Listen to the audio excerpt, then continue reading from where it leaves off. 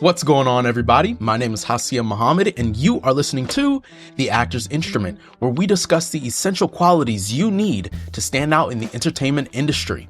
In this show's 2-year history, we've had 5 major casting directors come onto the show to share their insight into what it takes to land on some of the biggest stages and screens in our business. Tiffany Little Canfield, Alaine Alldaffer, Rubin, Hart, and Jensen. From Broadway to Hollywood, they've done it all. The Actor's Instrument has some very exciting news that we'll be announcing in just a few weeks. While we get prepared for what's next, we're going to take this week to take a look back at some of the best casting advice ever shared on the show. What are those qualities like? How do you find the right person for the role? What does that process look like? What are you looking for? You could say that it depends on each project, but I think baseline, we're looking for you. And I know that's very woo-woo and very like la la la la, but like at the end of the day, we could look through, thousands upon thousands upon thousands of submissions. We could look through thousands upon thousands of self-tapes. And at the end of the day, we're just going to cast one person, right? And so when you're looking through, when you're bringing in, when you're seeing people, whatever it is, you're looking for that special thing. And I call it the Wizard of Oz rule. The Wizard of Oz rule is you had it within you the whole time. And I think a lot of people are beholden and are so caught up in the what do they want? What do they want? How do I do this? What do they want? You got to free yourself of that. And that is easier said than done. Because at the end of the day, all of this stuff that we're doing is for you. And you have to take the power back. You have to entertain yourself before you even think about entertaining someone else. Because if it's a comedy, if you're not laughing, a casting director's not going to laugh, a producer's not going to laugh, a studio exec's not going to laugh, an audience isn't going to laugh. So you have to bring, sort of love less what you were saying about being excited to do something, be it as silly as some sort of sketch or even something as dramatic. It doesn't matter. You still have to find that entertainment because that's what it is. It is entertainment. It isn't art. It is a craft, but it is entertainment. You have to find that. But in the bottom of that, you have to find the joy. And so I think it's just very important to put yourself in it as much as humanly possible. If it's already on the page and it doesn't lift off the page, I don't learn anything about you. What I learn is that you are a good actor who did the assignment. And that's great. That's baseline. But the people that book the jobs are not doing just baseline. The writers know what they wrote. The directors know how they're going to direct it, right? You are there to show them something. You are there to teach them something. Usually the audition process, be it in person on our tape, is the first time that they are seeing their work in an unbiased way. So when people say make big, bold choices, what they're saying is show me your opinion, right? Show me your point of view. And it's important that that comes across because, again, they know what they wrote. The studio execs know what they bought, right? So it's your turn to show them something that is not on the page. And what is not on the page is something that you do as a human, right? And that's what your craft is like, okay, how do I take all of these tools that I've learned either from conservatory or from high school or from college or from an acting class, whatever it may be, how do I use these tools so that I can show what I can do, not anybody else, not what anybody's expecting me to do, not what they want, any of that. Let me show them what I can do through this vehicle of this work. And it's important to do that because again, if it's just what's on the page, it's not going to make the cut. So I've noticed, and maybe it's not a new thing, but maybe it's just where I'm at in my career. I've noticed a lot lately that we're in a world of a lot of straight to offers. The landscape, there's a lot of straight to offers. And like I said, it may not be any different. It may just be where I'm currently at in my career. So the question is, how do we compete with that? Well, you can't compete with a straight to offer because who are they? You have to focus on who is the offer, right? And what is their resume? Because that's why they're getting an offer, is because of their resume. Trust me, the creative teams would love these people. They would love everyone to read. But there are people who you cannot get and their work is known. And so they are, and I do think this is a case of where you're looking at a situation at the, like what parts, okay, going back. Mm-hmm. Straight to offer is always, it is and has always been there. It absolutely is and has always been there. What's happening now is there are less jobs. That's what's happening. Not that more are straight to offer, but there are less jobs in general. And there are only so many offer people because they are, they're known. They are, usually have some kind of fame. They have some kind of what we call marquee value, meaning that they have fans. And if we cast them, there's a likelihood that more people will watch it. And let's just be honest, when you think of shows that you enjoy and watch, how often are you watching shows with people that you have never seen before in them? Right. Yeah.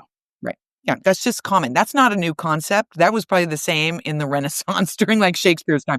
It was definitely in the beginning of America when it would be like, oh my gosh, this British actor is coming over and he's doing Richard III. And the most famous actor in America is also doing Richard III. And they're having like a war down, in old-timey New York. That is all about fame. That's the same. That didn't happen because, oh my God, there was just a really good production with that nobody had heard of anybody in it. It was because it was like, is their star better than our star? So I really don't think there's any way to compete with straight to offer. If there's somebody who has a great resume and is a well-known good actor and you are not as well-known, how do you can't compete with their resume. What you can do is go for the parts where it doesn't happen, because it's also happening every day where people do not, people read and get a part. Sure. That's also happening every day. And to be clear, I'm not salty at all. Trust, I would love for people to be calling me with offers. You know what I'm saying? Like I hold it against no actor. Like, get your offer. Like, because as you said, and I love that you said, it's going to the people who have put in the work, who have established themselves. It's not undeserved, And Well, it might be. It depends. There's everything. Yes, and. Sure. There's times where it's like they are really worried no one's going to see the show, so they cast somebody who they think people are going to care about seeing. At the end of the day, every artist, and that counts as producers, directors, actors, everyone wants people to see their work. And we're lucky where our work is commercialized, so you also have corporations interested in shows being seen, movies being seen. So that is, everyone wants that. And trust me, I always say this to young actors. If you write an independent film and you get lucky enough to sell it and you go into your first meeting with your producer, in the studio, and they say, hey, I'm so excited and I loved all the readings we've done with your college roommate. But, Tom Holland is perfect for this part, is exactly looking for this part. Do you know what you're going to do?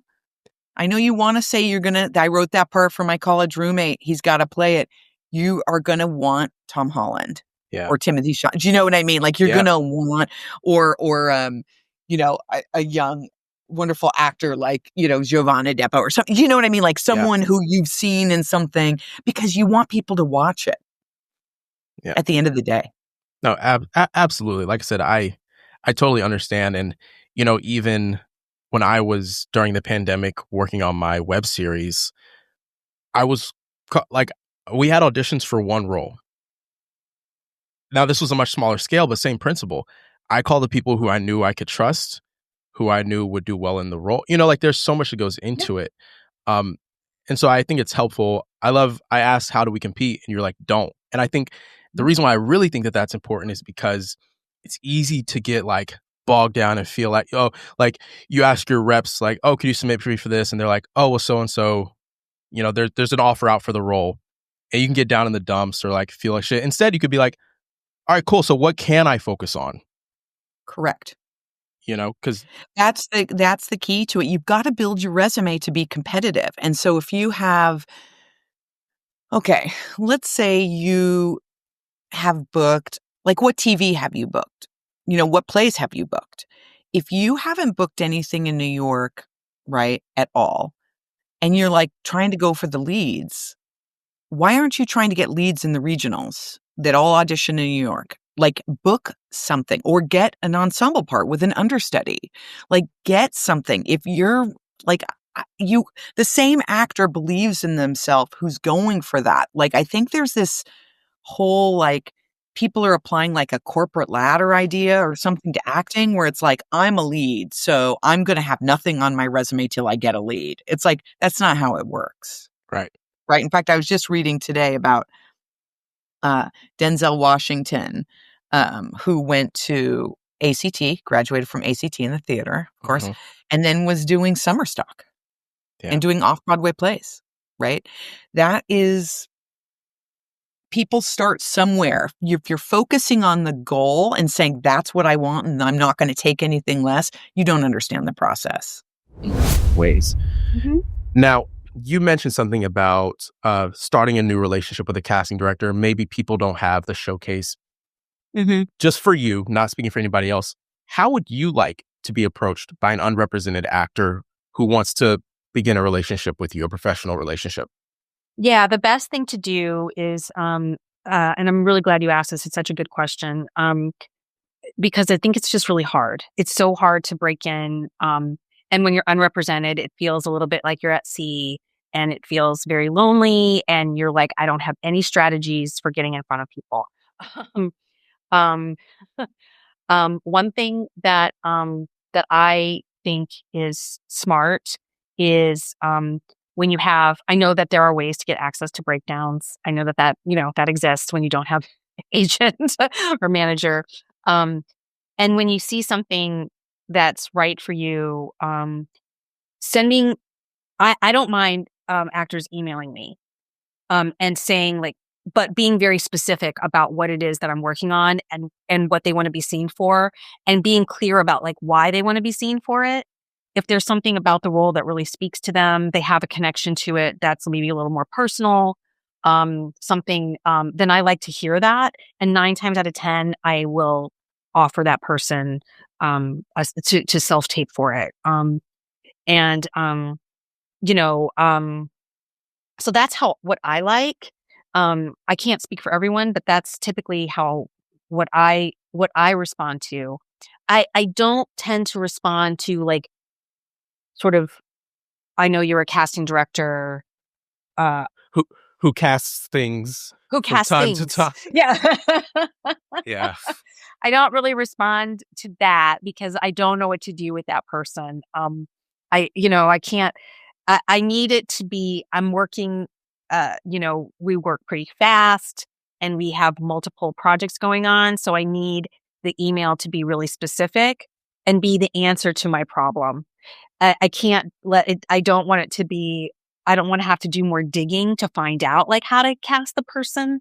Right. You Right. know, so emailing when you see something specific. I'm trying to think of other things, other ways. I don't know if you see that someone's going to be on a panel talking about something somewhere. That's a great thing to do. And I know we have like mixed feelings about like the pay to play. I'm saying it in quotes. I'm using air fingers, air quotes. Sure. Yeah. I don't want to advocate for people spending like lots of money. But I also think that there can be times if you're having a hard time getting in front of somebody, if you see that they're teaching like a 3-week or 4-week class, not a one night thing, but if they're doing like an actual class where you'll actually learn something, then I think that it's possible that it can be useful. Yeah. Um, Yeah. so No, I'm glad you brought up the pay to plays because for what you said is what I think they're valuable for. mhm, Meeting people. mhm. You can't go in expecting like, oh, Erica saw me in this one class, and so now I'm going to be in her next Broadway show. No, Like, it's like, it's a meeting. it's a It's an meeting. opportunity to meet. And although it kind of feels slimy because we're paying, what I will credit it for is that it is fully within one's control. And there's so much in this business outside of our control. But I can go to oneonone.com. We're not sponsored by them. I can go on to whatever school's website and see, like you said, oh, they're teaching a class. Click that sign up button, pay the thing, and show up. That's 100% within my control. Yeah. Yes, that is in your control. And I love that you brought that up about what you can control and what you can't. And I think also just sticking with the pay to play and the schools, doing a little research before you and like asking friends, asking other actor friends about their experiences at places so that you're not getting scammed. Because definitely there are predators out there who take advantage of actors. So you want to make sure that the places that you're going to are reputable. The places that have more of like a kind of a membership type of situation where you have to actually audition to get in before they'll let you take classes. I find that's it tends to be a quality of actor that is taking themselves seriously, and has and like not necessarily like people who are sort of toying with it with their like, you know, they're also like they're mostly lawyers like during the day. And they're just trying to be, you know, Absolutely. so you know what I mean? So I feel like just make sure that you're like going It's somewhere legit. reputable. Yeah, That's it's just legit. legit. Yeah. And if you have questions, make sure you ask around. Right. Let's talk about the EPA. I know that there's a sentiment, a feeling amongst actors that EPAs are a waste of time. And I'm just going to be like frank, like that's how people feel. And I don't think it's because anybody wants to feel that way. I think that there's information out there that has said, oh, well, you know, equity requires for these auditions to be held. They may not be casting. You know, there are roles that are like you could audition for a show and, you know, most of the roles are cast. So the roles that you're really interested in are already cast. And so it doesn't feel like that equal opportunity. You know, you're walking in the door feeling like, oh, well, shoot, they already cast it. And now the open call is being held because they just have to. I just want to ask you, how could we possibly have already cast an entire Broadway musical before we held those auditions? We would have had to have made a phone call and offered every role. It's impossible. So yes, as I said before, if your focus is on being the lead in an original Broadway show, then it might be frustrating that you go to the EPA and you're not cast as the lead. But going to the EPA is the only way we get to meet you in some cases. Yeah. And so isn't that first, if we could, if you can focus on the steps involved in creating a career and building a career, that's a good solid step that you took that day. Yeah. You know, you met Peter Van Dam, you met Olivia Page West, you met somebody in our office who is seeking and actively casting a specific project. So I think I don't know what I need to do to kind of dispel that feeling that everything is already cast and you don't and that it's that there's no value in an actual experience that you can have. Like I don't know how the world could go around if we all said, well, there's, you know, everything's already been done. There's no need for me to take any step that I actually can take. Yeah. No, well, I mean, it's a doable thing to do that day. I'm so glad that you're saying this. And I hope that a lot of people listen to this and hear you say this and hear you say like, no, go to these EPAs. It's worth it. I was literally at an EPA yesterday. And I will say, I think that, in my opinion, there are actors who aren't strategic with the open calls, right? They'll just sign up for everything or show up for everything. For example, the show I went in for yesterday, I saw the breakdown and I reached out to my reps and I said, hey, I saw this breakdown. It was the roles seemed very open in terms of age, gender, etc. So I was like, I don't know what the vision is. I don't know if there's a place for me here, but I think there could be. You know, they reached out to casting. Casting was like, we love to see Hasim at the open call. Right. I was like, great, made a priority, cleared my schedule. I was like, I'm going to be there.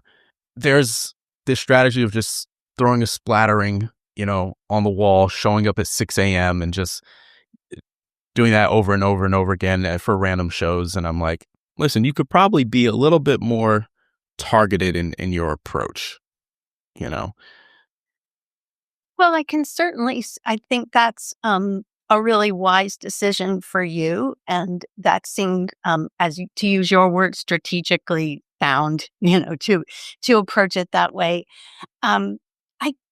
I'm not sure that certainly if there's a description of a character in a breakdown and you don't fit it either because of your age or your race or your gender, if the character is a specific, has been defined specifically in terms of those three aspects of identity, then yes, it would be random for you to go to that audition. But other than that, we never know, who might spark the imaginations of the people at the table. So they've told us that the character should be 40, but here's a, 28-ish person. And, he brought so much to it. Like, let's put him in our mix too, and just see if maybe that changes the storytelling and the character it's himself, So, I think the more the actors can be generous in their assessment of what we're doing in terms of what they think about the casting process, or expansive might be a better word, and understand that it's kind of like an ongoing process. If I'm at an audition for this show, I see someone who isn't right for The Wiz, it doesn't mean that we might not bring her back for a different show that we're working on, for Phantom of the Opera or for Les Mis or for whatever. And so, so I wish actors could understand that and understand that our system, our casting process is the best way we can do it, considering the job that we've been given. So if your agent tells you to go to that the casting said, we'd like to see you at the open call, that's probably because producers have given them 4 hours to actually cast a play, or 1 day, and so they're trying to utilize the open calls as much as possible. Okay, that's actually, I hadn't thought about it that way. Right. So, okay. So I guess just to make sure I understand what you're saying is they may have appointments, right, that are done through representation, and casting may say like, okay, well, that's such a short amount of time. Would love to see more people. And so that's how I never really thought about it. I always thought it was just like, if you don't get an appointment, your chances are less because you didn't get an appointment. Yeah, but I understand why people think that. And certainly we do. I would say the majority of our casting is done through appointment. But why would we possibly see someone at an open call and think that he's great and not bring him forward? Like, what would we be proving by doing that? Right. No, I mean, like, it's how would we be really doing our job if we did that? No, again, I love that you're saying all this, because as you're saying it, it's like, yeah, of course, it's obvious. And like, what a waste of time it would be if you guys were holding multiple days of open calls for that information to go nowhere. And I think that what I'm hearing you saying, what actors need to hold on to, is that it's not necessarily about that job, right? It's about a relationship. Like you said, you get to meet, maybe you're meeting. Yesterday, I've been in for this casting office many times over the year, and I met a brand new assistant who I'd never met before, right?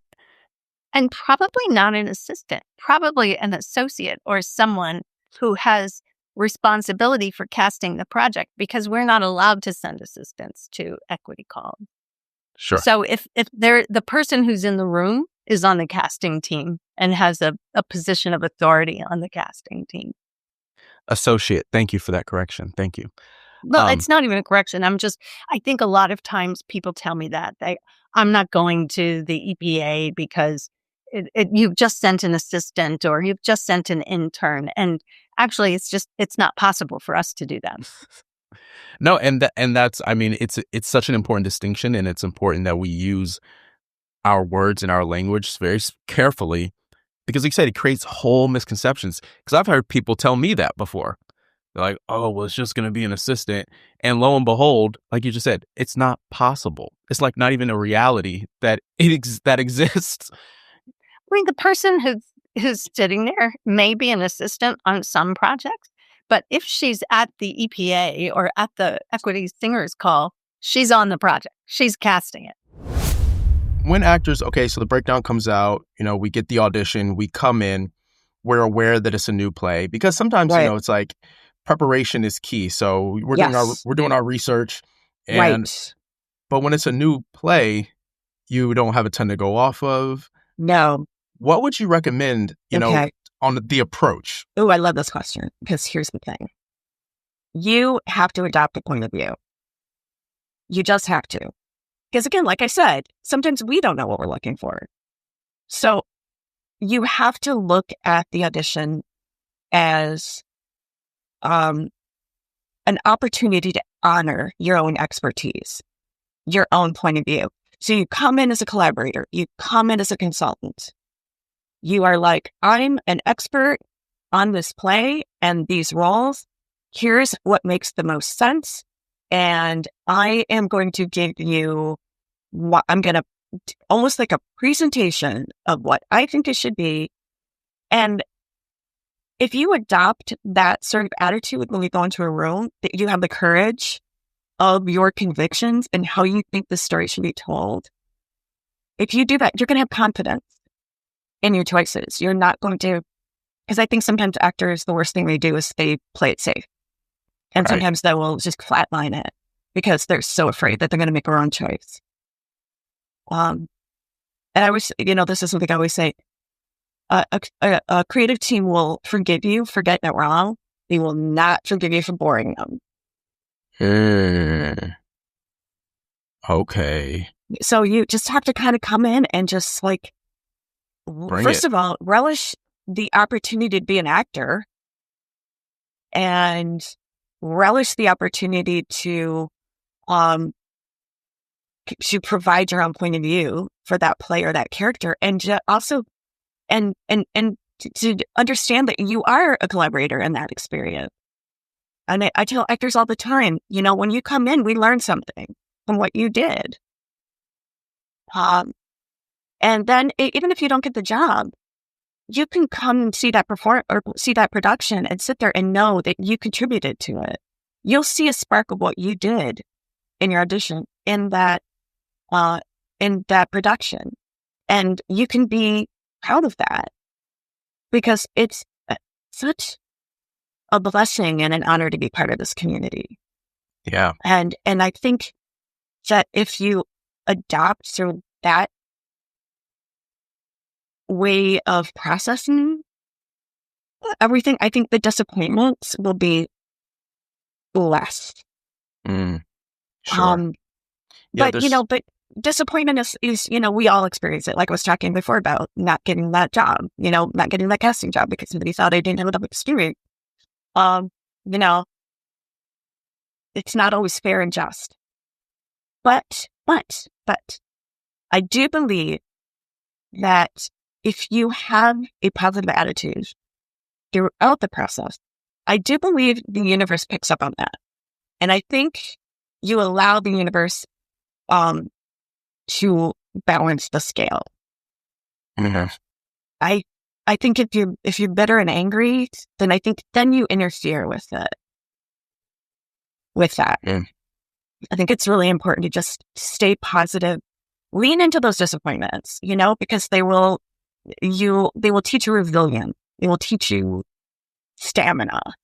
But you also have to lean into the blessings of being part of something that's amazing community of storytelling that is the possibilities of making change in the world that are needed at that time to kind of like tell stories that kind of get people to think in a different way. And I think, that's how I approach the work. And I always encourage actors to approach the work in the same way. Thank you all so much for tapping into this week's episode of The Actor's Instrument. Before you go, please give us a follow or subscribe, depending on where you're tuning into the show. It helps out a ton. Like I said at the top, we've got some exciting news coming your way, so be sure to stay tuned in. We'll be back next Tuesday with another episode of The Actor's Instrument. Till next time, y'all. Peace.